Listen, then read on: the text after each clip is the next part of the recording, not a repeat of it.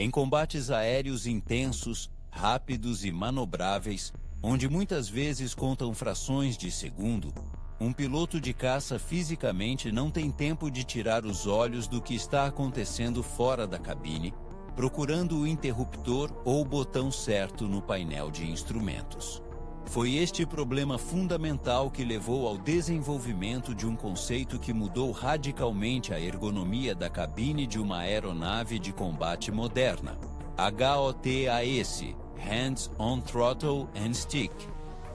A essência do conceito é colocar o maior número possível de controles mais comumente usados em combate, alternar modos de radar, selecionar o tipo de arma usada, controlar o sistema de guerra eletrônica, disparar contra alvos térmicos ou de radar falsos e muitas outras funções críticas em combate, diretamente no próprio manípulo de controle da aeronave e na alavanca de controle do motor, os dois principais controles nos quais as mãos do piloto já estão localizadas quase constantemente durante todo o voo.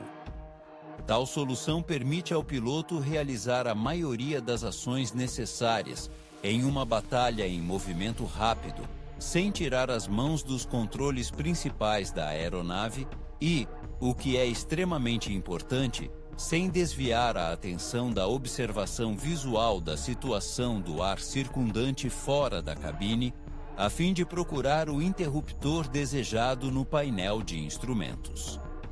O desenvolvimento de tal conceito ocorreu gradualmente ao longo de várias décadas. Os primeiros caças tinham relativamente poucos controles diretamente no manche e na alavanca do acelerador, geralmente apenas funções básicas, como o gatilho da arma e o botão de rádio. Os caças modernos de quarta e especialmente quinta geração, em contraste, colocam literalmente dezenas de diferentes interruptores multifuncionais, botões e pequenos joysticks nesses dois controles principais, cada um dos quais pode executar diversas funções diferentes, dependendo do modo atual de operação dos sistemas de bordo. Dominar um sistema de controle tão complexo e multifuncional requer um tempo considerável de prática intensiva por parte do piloto para desenvolver as ações correspondentes ao nível de uma habilidade muscular totalmente automática, que não requer pensamento consciente, assim como um músico experiente que toca um instrumento complexo não pensa mais conscientemente na posição de cada dedo individual. Paralelamente ao conceito HOTAS, a filosofia geral de organização de informações na cabine de um caça moderno estava se desenvolvendo, uma transição de muitos instrumentos de mostrador separados e altamente especializados, típicos de gerações mais antigas de aeronaves, para displays multifuncionais muito mais flexíveis, capazes de exibir dinamicamente exatamente as informações que são mais relevantes para o piloto em um determinado momento específico do voo, em vez de um conjunto de instrumentos estáticos e imutáveis, muitos dos quais podem ser irrelevantes em uma situação de combate específica. O desenvolvimento moderno mais avançado desta filosofia de ergonomia do cockpit tornou-se o capacete discutido anteriormente em detalhes com um sistema integrado de exibição de informações que permite exibir informações táticas críticas diretamente na viseira do capacete do piloto, independentemente da direção de sua visão, complementando e, em muitos aspectos, continuando a mesma ideia fundamental: minimizar a necessidade de desviar a atenção e as ações físicas do piloto da tarefa principal de pilotagem e combate para interagir com o equipamento de bordo. Já falamos sobre como o Red Flag e o programa Top Gun mudaram radicalmente o treinamento tático dos pilotos americanos. Mas quem exatamente atua como inimigo imaginário em cenários de treinamento tão realistas? A resposta são esquadrões especializados de agressores, esquadrões de agressores, compostos por pilotos cuja tarefa profissional é imitar com precisão as táticas, o comportamento e o estilo de voo de um inimigo potencial. O conceito de tais unidades nasceu da mesma análise dolorosa da experiência vietnamita que o já mencionado programa Top Gun. Tornou-se óbvio que os pilotos americanos careciam criticamente de familiaridade prática com as táticas reais usadas pelos pilotos inimigos, que diferiam significativamente da sua própria e bem estabelecida doutrina de combate aéreo americana daquele período. Os pilotos que servem nesses esquadrões agressores passam por treinamento especializado e aprofundado, estudando propositalmente as informações disponíveis sobre táticas do mundo real, manobras padrão e uso de armas específicas para adversários potenciais específicos, em vez de simplesmente aplicarem suas táticas de combate aéreo americanas usuais e padrão. Além do treinamento tático, a própria técnica utilizada é um elemento importante para a confiabilidade de tal imitação. Historicamente, os esquadrões agressores frequentemente usavam aeronaves especialmente modificadas ou intencionalmente limitadas em suas características de voo, projetadas para trazer as características reais de voo de um inimigo simulado o mais próximo possível das características semelhantes do equipamento de um oponente real em potencial, que muitas vezes poderia ser significativamente inferior em certos parâmetros, mas superior em outras tecnologias americanas mais modernas da época. A aparência das aeronaves dos esquadrões agressores também enfatiza tradicionalmente seu papel especial e isolado. Em vez da pintura de combate padrão, essas aeronaves geralmente carregam esquemas de camuflagem não padronizados, às vezes muito exóticos, projetados para recriar de forma mais realista os esquemas de pintura visual típicos usados nas forças armadas de um inimigo potencial, o que aumenta ainda mais o efeito psicológico da simulação mais realista durante uma batalha aérea de treinamento. O serviço em um esquadrão tão especializado é considerado muito prestigioso e valioso do ponto de vista profissional para um piloto de caça militar, pois oferece uma oportunidade única para a mais profunda imersão prática em doutrina tática alternativa e estilo de voo, significativamente diferente do seu próprio, familiar, o que posteriormente torna esses pilotos instrutores e especialistas táticos especialmente valiosos, capazes de treinar o restante do pessoal de voo no reconhecimento mais realista e na contraação eficaz a táticas específicas. Provável inimigo.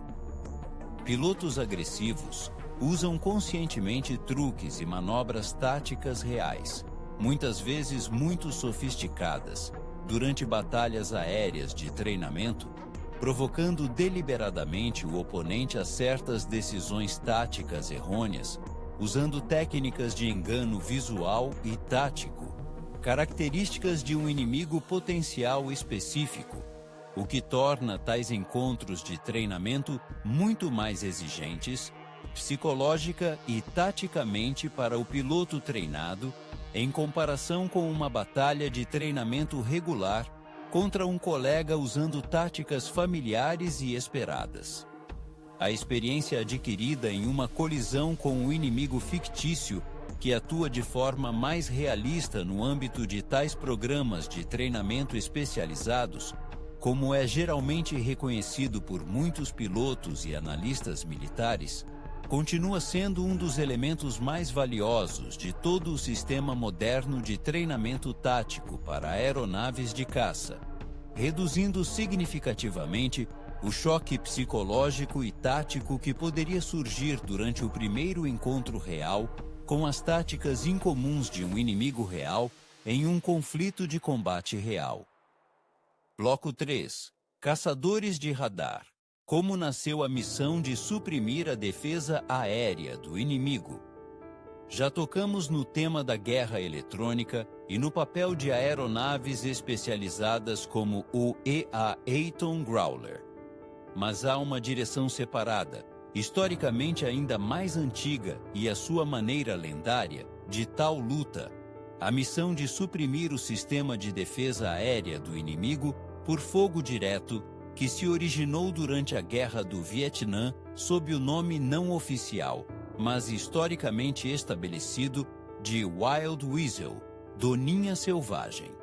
Em meados dos anos 60, os sistemas de mísseis antiaéreos soviéticos fornecidos ao Vietnã do Norte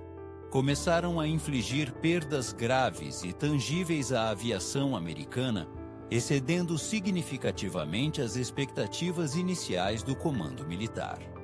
Simplesmente evitar ou ignorar tal ameaça já não parecia uma opção tática razoável.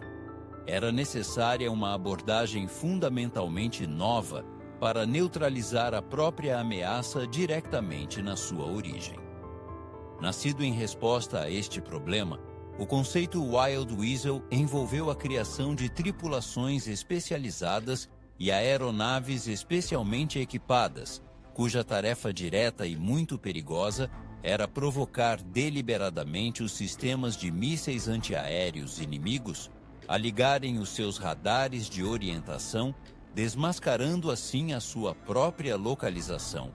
e depois atacar e destruir rapidamente a posição de tiro inimiga detectada antes que tivesse tempo de lançar um míssil contra a própria aeronave provocadora ou contra outra aeronave menos protegida do grupo de ataque principal. Os pilotos e operadores de armas que serviram nessas tripulações especializadas agiram de acordo com o lema que mais tarde se tornou amplamente conhecido na comunidade da aviação militar: o primeiro a chegar, o último a sair, descrevendo eloquentemente a própria essência de sua tarefa extremamente arriscada, que exigia um apelo consciente e deliberado da atenção mortal de um sistema de defesa aérea inimigo para a proteção de outros participantes na operação de combate.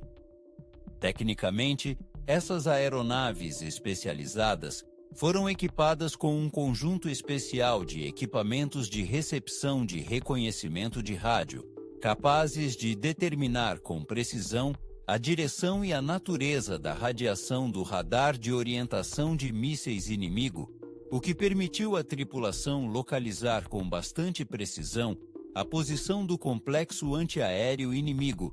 mesmo sem contato visual direto com a própria posição de tiro, que muitas vezes estava bem camuflada no solo.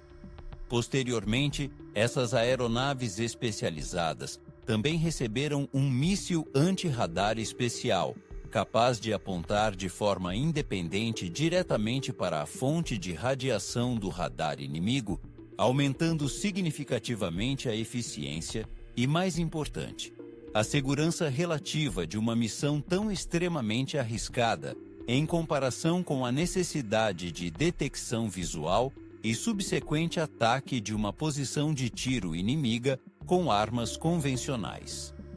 Este conceito, que se originou nas condições específicas do conflito vietnamita, posteriormente se transformou em um elemento permanente e integrante da doutrina militar geral de supressão das defesas aéreas inimigas, conhecida hoje pelo termo mais amplo SIAD, Supressão da Defesa Aérea Inimiga, que continua a desenvolver-se e melhorar ativamente junto com o desenvolvimento geral dos sistemas de defesa aérea e dos meios de combatê-los, mas mantendo inalterada a ideia fundamental, originalmente formulada no Vietnã,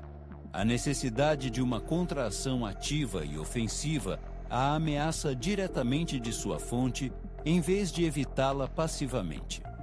As armas nucleares transportadas a bordo de bombardeiros estratégicos e outros porta-aviões representam uma das áreas de responsabilidade mais sérias em toda a estrutura da aviação militar.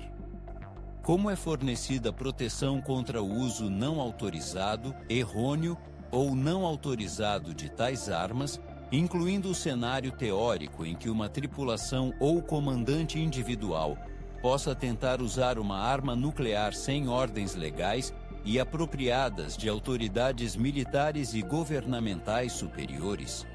A principal solução técnica, desenvolvida na década de 60 do século XX, justamente para evitar tal cenário, foi o sistema de códigos de ação permissivos, Permissive Action Link, PAL, um dispositivo eletromecânico especial e posteriormente totalmente eletrônico, fisicamente embutido diretamente no projeto da própria arma nuclear e bloqueando a possibilidade de prepará-la para uso sem inserir o código de ativação secreto correto, desconhecido antecipadamente pela tripulação.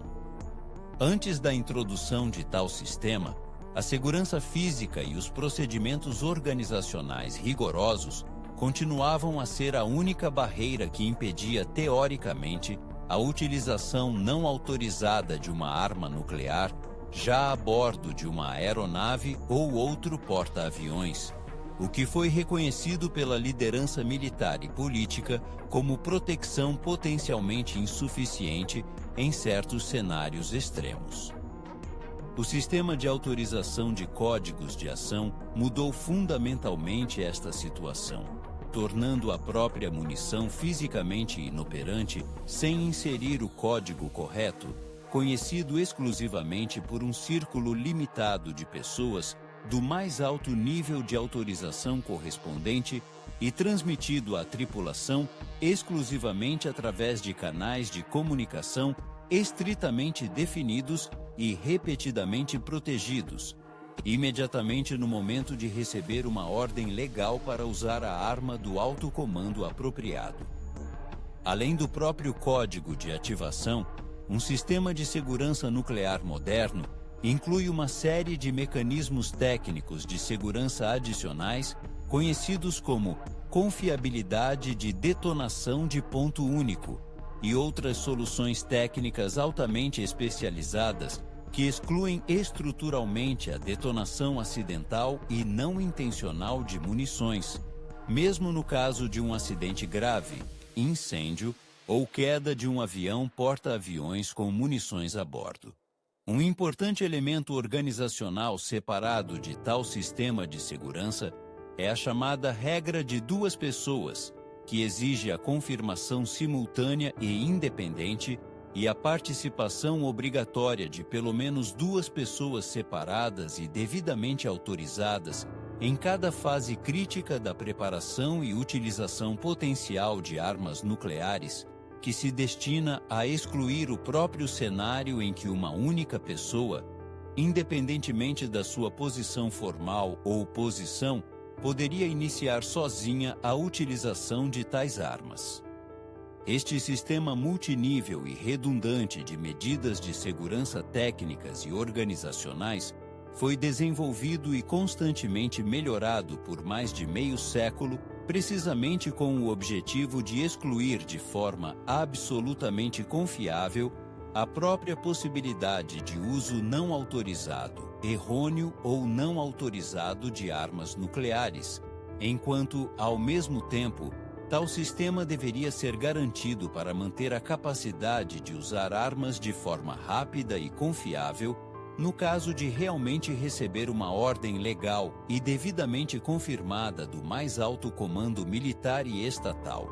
A mais complexa tarefa de engenharia e organizacional de garantir tanto a confiabilidade absoluta do bloqueio quanto a confiabilidade absoluta do tempo oportuno desbloquear quando legalmente necessário. O volume interno dos tanques de combustível de qualquer caça é objetivamente limitado pelas dimensões da fuselagem e das próprias asas, o que impõe uma limitação significativa ao alcance de voo sem reabastecimento.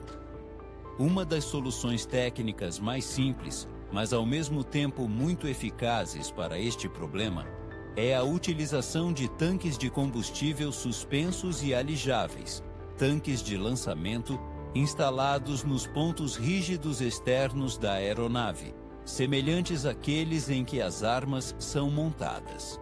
Esse tanque externo é um container de design relativamente simples, com formato aerodinâmico,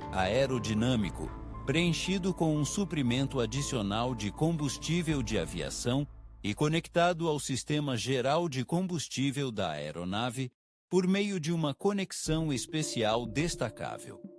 O combustível de tal tanque externo, via de regra, é produzido primeiro pelo motor, antes de passar para o suprimento de combustível interno principal da própria aeronave, o que permite ao piloto, no caso de uma necessidade repentina, de entrar imediatamente em uma batalha aérea manobrável para despejar um tanque externo já vazio ou parcialmente vazio, livrando-se instantaneamente do arrasto aerodinâmico associado e, mais importante, do risco de possível incêndio ou dano ao próprio tanque durante manobras de combate intensas subsequentes.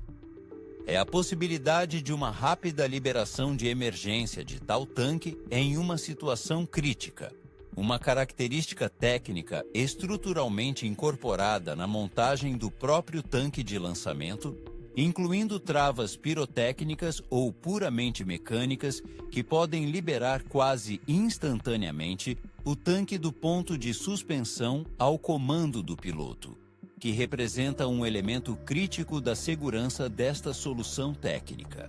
Uma desvantagem aerodinâmica e tática significativa do uso de tanques de combustível externos é uma diminuição notável na manobrabilidade e nas características de voo de uma aeronave que transporta tal carga externa adicional, o que torna extremamente indesejável entrar em uma batalha aérea manobrável com tanques externos ainda não descartados, especialmente totalmente cheios, o que aumenta significativamente o arrasto aerodinâmico e desloca o centro de gravidade da aeronave. Além disso, para aeronaves furtivas, os tanques de combustível externos criam um problema adicional e muito sério do aumento perceptível mencionado anteriormente na assinatura do radar, uma vez que tal objeto suspenso externamente cria inevitavelmente uma reflexão de radar muito mais forte em comparação com a superfície externa da própria fuselagem da aeronave, que é cuidadosamente projetada para visibilidade mínima. É por isso que os caças de quinta geração, como o EF-22 e o EF-35, tendem a utilizar tanques de lançamento externos exclusivamente em missões onde a manutenção da furtividade máxima não é uma prioridade, preferindo, em condições que exigem a furtividade máxima, limitar-se exclusivamente às reservas internas de combustível, mesmo ao custo de uma certa redução na autonomia global de voo sem reabastecimento. Existem também versões mais complexas e tecnicamente avançadas deste conceito, os chamados tanques de combustível conformados, construídos de forma muito mais compacta e aerodinamicamente simplificada, diretamente ao longo do contorno da fuselagem da aeronave, em vez de suspensos em um poste externo separado, o que permite alcançar um certo compromisso entre o fornecimento adicional de combustível e um aumento relativamente moderado no arrasto aerodinâmico e na assinatura do radar em comparação com os tanques de queda clássicos de design tradicional, embora não eliminem completamente tais desvantagens. Embora a maioria dos ramos da aviação militar se concentre em aplicações de combate direto, há também um ramo muito incomum e altamente especializado da aviação militar, cuja missão direta não é confrontar um inimigo humano, mas voar direta e intencionalmente para o centro de um dos fenômenos naturais mais destrutivos, um furacão tropical. Unidades especializadas de reserva da Força Aérea e da Guarda Nacional, equipadas com aeronaves de transporte modificadas, como o WC-130, realizam regularmente voos de reconhecimento diretamente através da estrutura de furacões tropicais emergentes e maduros, recolhendo dados meteorológicos críticos não disponíveis através de quaisquer outros métodos de vigilância atualmente disponíveis, incluindo reconhecimento por satélite. A principal tarefa de tais voos é a determinação mais precisa do centro, intensidade e estrutura de um furacão específico diretamente de dentro da própria tempestade, incluindo a medição precisa da pressão atmosférica no centro, o chamado olho do furacão, a força e direção do vento em várias altitudes dentro da estrutura da tempestade, bem como a geometria geral e a natureza do desenvolvimento da estrutura de nuvens do próprio furacão. Esses dados, recolhidos diretamente no interior de uma tempestade real, são significativamente mais precisos e detalhados do que as estimativas indiretas obtidas exclusivamente através de observações de satélite fora da estrutura da nuvem, e desempenham um papel crítico nos modelos modernos para prever o desenvolvimento futuro e a trajetória provável de um furacão, afetando diretamente a oportunidade e a precisão das decisões sobre a evacuação necessária da população da zona de impacto potencial de uma tempestade que se aproxima. Tecnicamente, tal voo representa um desafio significativo mesmo para uma tripulação experiente. A aeronave é forçada a superar zonas de turbulência extremamente intensa, poderosas correntes de ar ascendentes e descendentes dentro da estrutura da tempestade, mudanças significativas na pressão atmosférica e, muitas vezes, chuva intensa e granizo, que limitam significativamente a visibilidade e criam estresse físico adicional na própria estrutura da aeronave. A tripulação dessas aeronaves especializadas passa por um treinamento separado e altamente especializado, especificamente para voos em condições meteorológicas tão extremas, o que difere significativamente do programa de treinamento padrão para a maioria dos outros tipos de aviação de transporte militar, focado, pelo contrário, em evitar ao máximo tais fenômenos meteorológicos perigosos, que já foram discutidos em detalhes anteriormente. Apesar do aparente paradoxo de tal missão, o voo deliberado e regular de uma aeronave militar diretamente sobre um dos fenômenos naturais mais perigosos, em vez de o evitar naturalmente, tais atividades têm dado um contributo crítico durante várias décadas para a proteção de civis contra os efeitos devastadores dos furacões tropicais, demonstrando claramente que a infraestrutura da aviação militar e décadas acumuladas de experiência em voos em condições meteorológicas difíceis podem encontrar aplicações muito além do confronto puramente militar com a humanidade. Para o inimigo. No dia 27 de março de 1999, ocorreu um evento sobre o território da então Iugoslávia, que se tornou um dos casos mais estudados e verdadeiramente significativos de toda a história moderna da aviação militar. A aeronave stealth americana IF-117, a mesma antes absolutamente classificada como aeronave invisível, cuja história inicial já discutimos em detalhes, foi abatida por um míssil antiaéreo disparado por um desatualizado para os padrões da época, vez com um sistema de mísseis antiaéreos iugoslavo de fabricação soviética. Este evento foi um verdadeiro choque para uma parte significativa da comunidade militar e especializada, uma vez que a aeronave, especialmente concebida especificamente para minimizar a detectabilidade do radar, foi atingida com sucesso por forças inimigas que formalmente tinham tecnologia de defesa aérea significativamente menos moderna em comparação com aquela que esta tecnologia stealth foi originalmente desenvolvida contra.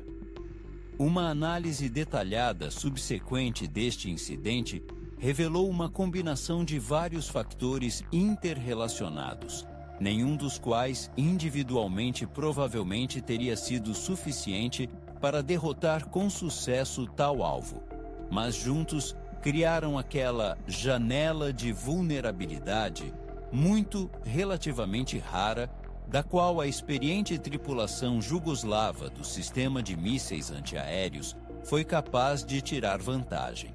Em primeiro lugar, um papel importante foi desempenhado por uma certa previsibilidade das rotas de voo devido ao caráter repetitivo e relativamente regular da campanha aérea realizada naquela altura. As forças de defesa aérea jugoslavas tiveram a oportunidade, durante um determinado período de tempo, de acumular observações das rotas características e intervalos de tempo dos voos da aviação da NATO, o que permitiu colocar antecipadamente um complexo antiaéreo específico numa posição que aumenta a probabilidade de intercepção bem-sucedida. Em segundo lugar, as condições meteorológicas específicas no momento do ataque foram de certa importância. Como já foi discutido em detalhe anteriormente no contexto dos princípios gerais da tecnologia furtiva, a eficácia de um revestimento absorvente de radar pode diminuir sob certas condições meteorológicas, incluindo umidade elevada, o que teoricamente poderia aumentar ligeiramente a assinatura real do radar de uma aeronave específica num momento específico de ataque em comparação com condições ideais e ideais. Em terceiro lugar, e isso foi enfatizado de maneira especialmente persistente por muitos analistas subsequentes, um papel importante foi desempenhado pela flexibilidade tática e profissionalismo do fator humano por parte do inimigo. O comandante de uma tripulação específica de mísseis antiaéreos, em vez do modo padrão e previsível de operação contínua do radar de rastreamento, usou táticas não padronizadas de curto prazo, literalmente por alguns segundos, ligando o radar imediatamente antes do lançamento do míssil, minimizando assim o tempo durante o qual um radar em funcionamento poderia ser detectado e, consequentemente, atacado por eletrônicos contramedidas ou destruídos por aeronaves especializadas em supressão de defesa aérea, que discutimos anteriormente no contexto da missão Wild Weasel. Este incidente serviu como um motivo sério para uma revisão profunda das táticas gerais de uso da aviação furtiva em todo o mundo,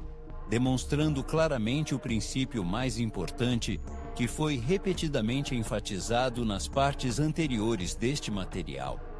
A tecnologia furtiva reduz significativamente a probabilidade de detectar e atingir uma aeronave, mas fundamentalmente não garante invulnerabilidade absoluta, 100%, especialmente com uma certa combinação de fatores desfavoráveis à furtividade e alto profissionalismo, flexibilidade tática e coincidência bem-sucedida de circunstâncias do lado do inimigo defensor. Este incidente também serviu como um valioso lembrete prático da importância crítica de variar constantemente as rotas, altitudes e intervalos de tempo das operações aéreas, em vez de um padrão de ações previsível e repetido regularmente, o que facilita enormemente a preparação do adversário para uma contramedida bem-sucedida, independentemente da superioridade tecnológica formal da aeronave utilizada. Já discutimos em detalhes a lógica tática fundamental de voar em pares. Mas as verdadeiras táticas de voo em grupo são muito mais ricas do que a simples divisão em pares, incluindo uma série de formações especializadas, cada uma das quais resolve seu próprio problema tático, dependendo da fase específica do voo e da natureza da ameaça potencial. Uma das formações básicas mais comuns é a chamada formação de 4 dedos. que recebeu seu nome informal devido ao arranjo característico dos 4 planos, lembrando claramente a localização relativa das pontas dos 4 dedos de uma palma estendida quando vista de cima. Esta formação, desenvolvida e usada ativamente durante a Segunda Guerra Mundial, fornece um equilíbrio ideal entre controle mútuo visual de todas as 4 aeronaves do grupo, cobertura mútua eficaz do hemisfério traseiro e flexibilidade tática suficiente para rápida separação em 2 pares independentes, mas ainda interagindo no caso de uma batalha aérea direta. A chamada formação aberta de combate, propagação de combate, tem um caráter diferente, em que as aeronaves do grupo estão localizadas a uma distância mútua muito maior entre si em comparação com uma formação densa, proporcionando uma visão visual e de radar mútua significativamente melhor de todo o grupo do espaço aéreo circundante, o que é especialmente importante precisamente nas condições de uma ameaça real e urgente de um ataque surpresa inimigo, exigindo a detecção mútua mais rápida possível de tal ameaça por qualquer um dos membros do grupo. Há também um tipo de formação fundamentalmente diferente, usado principalmente durante voos em tempos de paz ou em um estágio em que a ameaça imediata do inimigo é considerada mínima, uma formação densa e compacta que facilita muito a navegação visual, especialmente em condições meteorológicas difíceis com visibilidade limitada, e simplifica certas manobras conjuntas, como o reabastecimento de grupo no ar discutido anteriormente, que, pelo contrário, requer uma localização mútua bastante próxima das aeronaves do grupo para uma coordenação eficaz do próprio processo de reabastecimento. A escolha de um tipo específico de formação de grupo em cada momento específico do voo é determinada por uma série de fatores, incluindo a fase atual da missão que está sendo realizada, a avaliação atual do nível de ameaça de um possível inimigo neste espaço aéreo específico, as condições meteorológicas atuais e tarefas específicas que o grupo terá que realizar em um futuro muito próximo. Por exemplo, uma transição direta para atacar um alvo terrestre, um provável envolvimento em uma batalha aérea ou, inversamente, um voo de trânsito relativamente calmo para a área da missão de combate principal. É importante compreender que a transição entre diferentes tipos de formação não ocorre de forma caótica, mas de acordo com procedimentos padrão claramente estabelecidos, repetidamente praticados em exercícios, permitindo que todo o grupo de forma síncrona, harmoniosa e previsível para o resto dos membros do grupo mude a formação mútua quase instantaneamente com uma mudança repentina na situação tática, sem criar o risco de colisão mútua das aeronaves do grupo no processo de uma reestruturação tão rápida.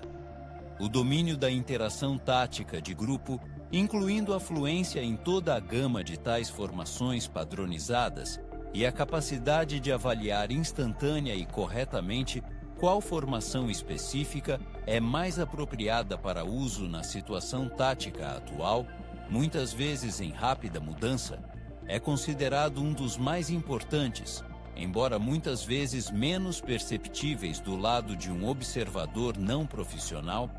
elementos da real eficácia de combate dos caças modernos, cujo significado vai muito além da habilidade de pilotagem individual de um piloto individual. Já examinamos detalhadamente a evolução técnica dos assentos ejetáveis, incluindo a moderna característica 00. Mas por trás de uma parte significativa desta evolução tecnológica está uma empresa específica, em grande parte única na sua cultura corporativa, a britânica Martin Baker, cujos assentos ejetáveis estão atualmente instalados em aviões de combate em dezenas de países ao redor do mundo, incluindo uma parte significativa da aviação militar americana. A história da empresa tem uma origem muito pessoal e trágica. Os fundadores da empresa, os engenheiros James Martin e Valentine Baker, concentraram-se inicialmente no desenvolvimento de aeronaves convencionais em vez de sistemas de resgate. No entanto, a morte de Valentine Baker em 1942 durante um voo de teste de uma das aeronaves desenvolvidas pela empresa levou James Martin a reorientar as principais atividades da empresa no desenvolvimento de sistemas eficazes para resgatar um piloto em caso de emergência. Uma tarefa que naquela época, no auge da Segunda Guerra Mundial,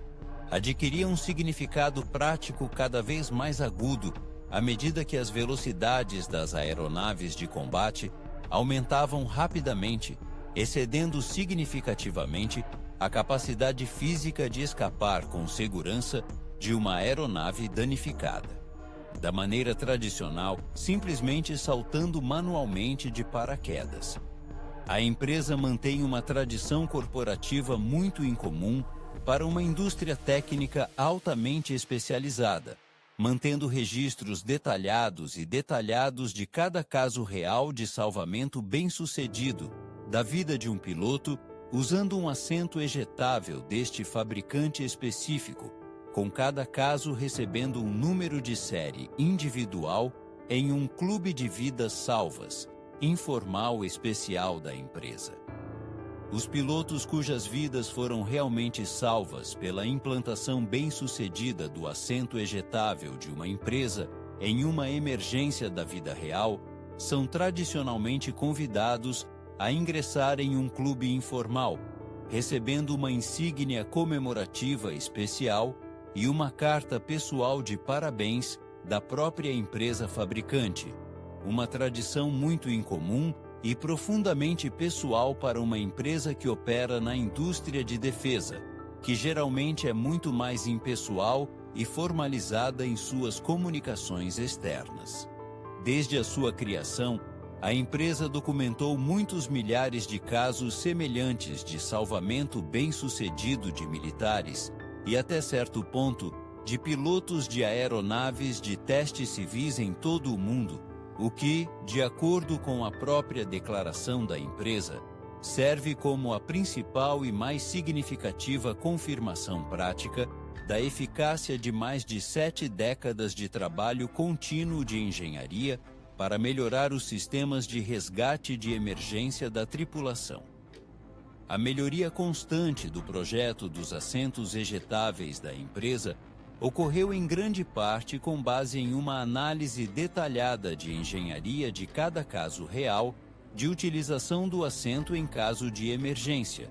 incluindo tanto casos de resgate bem-sucedidos quanto, não menos importante do ponto de vista da engenharia, casos raros de operação mal-sucedida ou lesão do piloto durante o processo de ejeção. Uma análise detalhada dos motivos pelos quais, invariavelmente, levaram a novas modificações de projeto e melhorias para a próxima geração de assentos ejetáveis produzidos pela empresa. A história desta empresa é um exemplo muito significativo de como uma trágica perda pessoal pode se tornar um catalisador para a criação de tecnologia que posteriormente salvou muitos milhares de vidas humanas, bem como uma demonstração clara de quão profundamente pessoal, e não exclusivamente formal e técnico, a atitude de engenheiros individuais e de empresas inteiras pode permanecer no desenvolvimento de sistemas de segurança críticos, cuja eficácia afeta diretamente a vida de pessoas reais e específicas. Se as primeiras gerações de aviões de combate a jato foram construídas principalmente a partir de ligas de alumínio e à medida que as velocidades e as cargas de temperatura associadas aumentaram, o titânio começou a ser usado cada vez mais ativamente. Então, os caças modernos de quinta geração são muito mais complexos, design híbrido, onde uma parte notável e às vezes predominante da massa total da fuselagem não é mais composta de metais tradicionais, mas de materiais compósitos à base de fibra de carbono. Quais são as reais vantagens práticas de tais materiais compósitos em comparação com os metais aeronáuticos tradicionais e por que é que a sua utilização na aviação militar se espalhou relativamente mais tarde do que em algumas outras áreas, incluindo, por exemplo, certos segmentos da indústria aeronáutica civil? A principal vantagem prática dos compósitos de carbono é a relação resistência-peso excepcionalmente alta do material, excedendo significativamente a maioria das ligas metálicas tradicionais para aeronaves. Isto permite obter uma redução notável no peso total da fuselagem da aeronave, mantendo e, em alguns casos, excedendo os indicadores de resistência estrutural exigidos, o que se traduz diretamente em melhores características de voo, maior alcance de voo, maior manobrabilidade ou aumento de carga útil com o mesmo peso total da aeronave. Outra vantagem significativa, que já abordamos em detalhes no contexto de uma conversa geral sobre tecnologia furtiva, é que os materiais compósitos, ao contrário do metal, inicialmente não são um refletor tão pronunciado de ondas eletromagnéticas na faixa do radar, o que os torna uma base fundamentalmente mais conveniente e inicialmente mais favorável, especificamente para a integração adicional de várias estruturas e revestimentos de absorção de radar, que também discutimos em detalhes anteriormente. Existem, no entanto, certas dificuldades práticas que explicam a introdução relativamente mais lenta e gradual de tais materiais na construção de aeronaves militares, em comparação com algumas outras indústrias. Os materiais compósitos são muito mais difíceis de responder a reparos imediatos em campo, no caso de danos de combate, em comparação com o invólucro de metal. Danos mecânicos simples a um painel compósito geralmente exigem um procedimento de reparo muito mais complexo e tecnologicamente exigente do que danos semelhantes ao invólucro de metal tradicional, que em certos casos pode ser rapidamente reparado usando métodos muito mais simples diretamente no campo, sem a necessidade de equipamentos especializados complexos. Outra dificuldade significativa está associada aos métodos de teste não destrutivo da condição técnica real dos elementos estruturais compósitos durante a operação.